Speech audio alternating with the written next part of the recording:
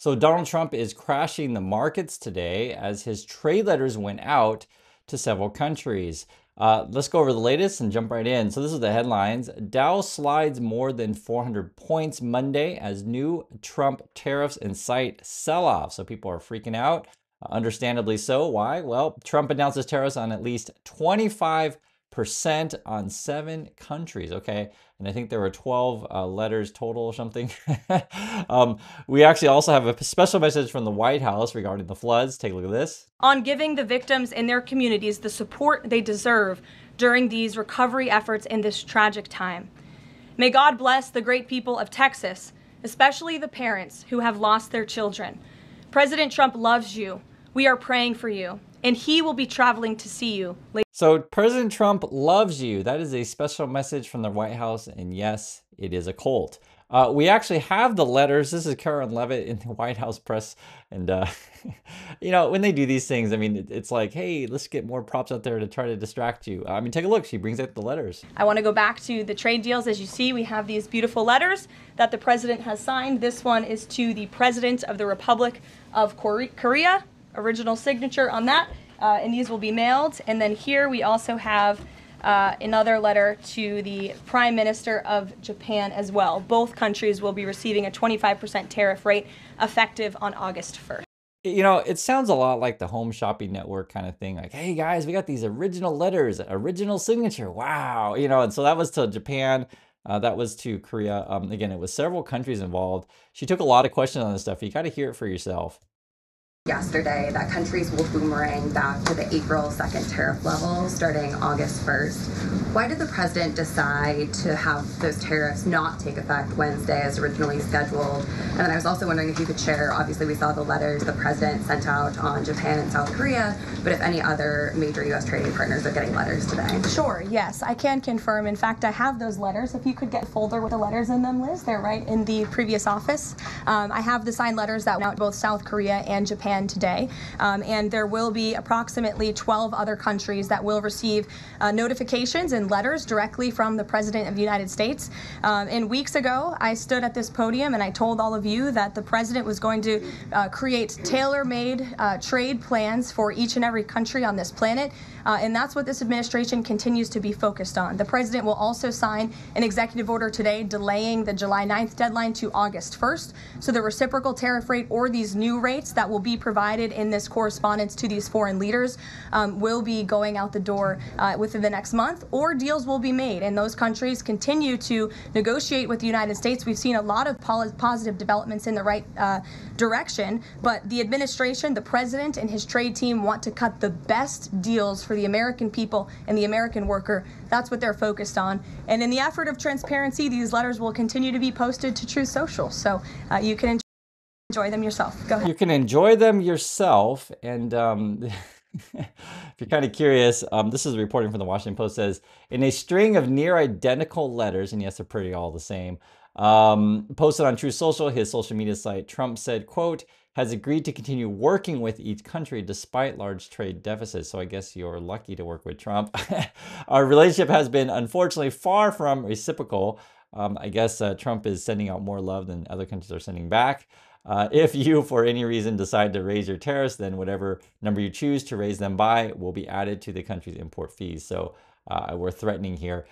This is what the letter actually looks like if you're curious. It says, for example, this is one to Korea. His Excellency Lee Jae-myung, President of the Republic of Korea, Seoul, and dear Mr. President, right? That's how we start this. It is a great honor, and I guess that's in capital for some reason, great honor, for me to send you this letter as it demonstrates the strength and commitment to our trading relationship, also in capitals, who knows why, and the fact that the United States of America has agreed to continue working with Korea despite having a significant trade deficit with your great country. Nevertheless, we have decided to move forward with you. But extraordinary economy of the United States. Okay, great. This is also the same kind of thing sent to, this would be Laos. His Excellency Thonglong Sisolith, President of Lao People's Democratic Republic, Vientiane. And then it says, Dear Mr. President, it is a great honor for me to send you this letter as it demonstrates the strength and commitment to our trade and relationships, right? It's basically the same thing. And it's kind of weird because like when you see these things, it's like, okay, So you're trying to convince all these countries you have a special relationship when you're sending out kind of basically the same letter. Here's to Japan. His Excellency Ishiba Shigeru, Prime Minister of Japan, Tokyo. Dear Mr. Prime Minister, it is a great honor for me to send you this letter as it demonstrates the strength and commitment to our trading relationship. Yes, it is as dumb as you think it is. And the ending of the letters is basically all the same. Thank you for your attention to this matter. We were taking bets how the letters would end, but that's how they end it. Thank you for attention to this matter. He does that quite a bit. And also remember the special message from Trump. President Trump loves you. We are praying for you, and he will be traveling to see you later. Right? President Trump loves you. I'm praying for you. Yes, it is a cult. What else we got here? President Donald Trump on Monday threatened tariffs between 25 and 40% on imports from 7 countries. So that's Japan, South Korea, Malaysia, and South Africa. The first of what he said would be a series of higher duties as the administration continues to negotiate trade deals ahead of the new August 1st deadline. So I guess we're changing the date on this stuff. Before, Trump was mentioning maybe as high as 70%.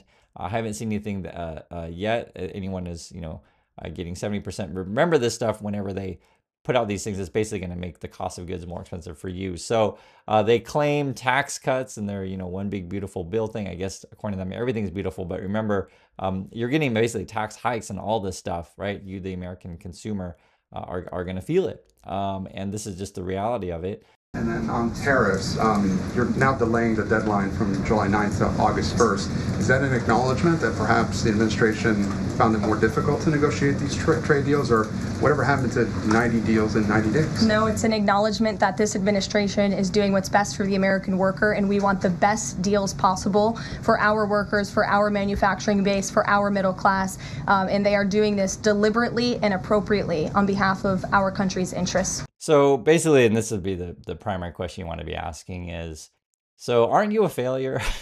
You guys promised 90 deals in 90 days. Like, this is clearly a failure. Now you're just sending out a bunch of letters. Like, what kind of negotiation is that? And it should be obvious to anyone to how ridiculous this stuff is, where you're literally sending out form letters. We had a feeling it was going to be like this, but then when you actually see it, yep, that's what it ends up being.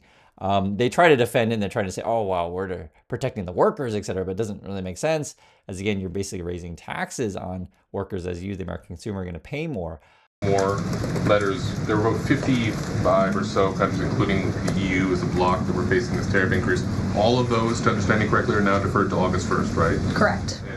On the 12, what happens with the remaining, whatever it would be, 40 something? So just 12 today. There will be additional letters in the coming days. So all of them are going to get a letter at some point? Correct. Okay, and can you tell me why he decided to start with South Korea and Japan? Are they annoying him? It's the president's prerogative, and those are the countries he chose. So the question was, is Japan and South Korea annoying Trump? Is that why he sent the letters out to those first? So here's what I think is going on. South Korea and Japan are holding very, very strong against Trump, and Trump's basically, I give up. I'm just going to send you a letter. Because this has just been the news lately. So for example, in Japan, the prime minister referred recently, Ishiba referred to Trump as basically, I think the quote was misinformation, misleading, that kind of stuff. So basically calling Trump a liar in a polite way.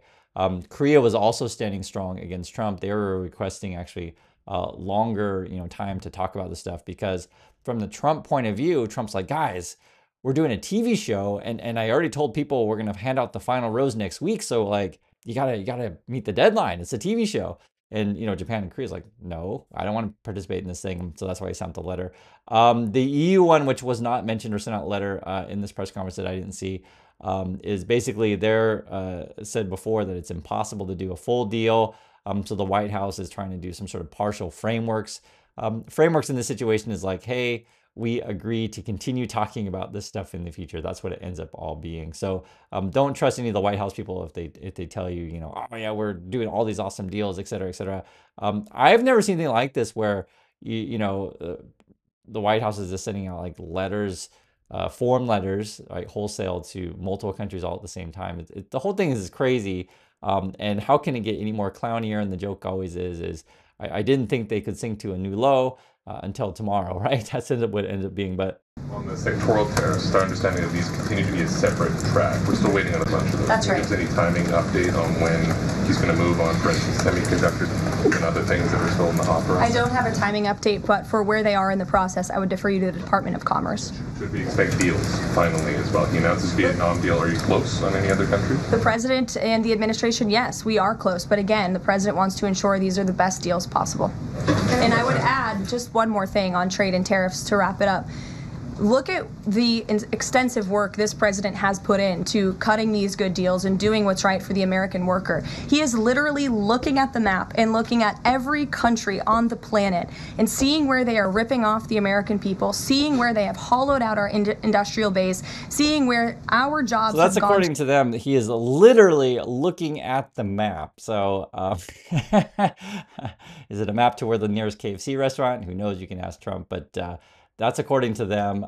I do want to remind you guys, though, they're always going to try to gaslight you and act like all these countries are stealing your jobs. Just do be aware. Automation is a big part of this stuff, right? So it is true that some manufacturing is now in other places. But you have to understand, it's not like, China is like literally stealing the stuff. American companies decided to move jobs to other countries, and American companies have also basically automated. But this is something that's been going on for decades. It's not necessarily a new thing. It's something happening right now. If you take a look at this example, this is a Amazon headline just a few days ago. Amazon is on the cusp of using more robots than humans in its warehouses. So the jobs have definitely been transformed than prior decades, and it will most likely continue to do so. We talk about with the rise of AI. So just want to be aware of that. They try to gaslight all the time to get you to try to just blame other countries, hit other people, etc. But it is more complicated than what they make it seem.